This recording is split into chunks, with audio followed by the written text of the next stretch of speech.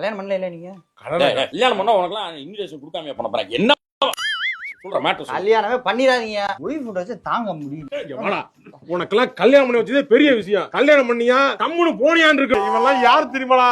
நம்ம எல்லாம் கிரிக்கெட் விளையாட, ஸ்ட்ரீட் கிரிக்கெட் விளையாடும் போது அண்ணே அண்ணே என்னையும் சேர்த்துக்கோங்கண்ணே அப்படி வந்து கெட்டிக்கிட்டு இருப்பான்டா. அவெல்லாம் நீ கல்யாணம் பண்ணிட்டா எனக்கு இன்னும் பண்ணவே இல்ல. நீ இவ்வளவு டிமோட்டிவேட்டடா இருக்கலாமாடா? எல்லாம் நடக்க வேண்டிய நேரத்துல நடக்கும்டா. உனக்கு நடந்துருச்சு, நீ ஜாலியா இருப்ப. என்னைய பத்தி இப்படி சொல்லிட்ட பாத்தியா? நான் இன்னைக்கு எவ்வளவு ஒரு பிளான் பண்ணிருக்கேன் தெரியுமா?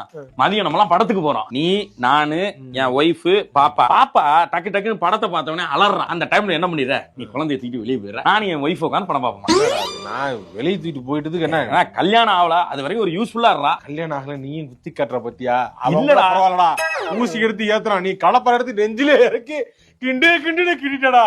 இருடா நானு கல்யாணம் பண்ணிட்டு வந்து பேசிக்கிறேன். நானு கல்கி படம்டா, பிரபாஸ் சீனை மட்டும் கட் பண்ணிட்டு ஓட்டுறாங்கடா. வர பாப்போம்டா.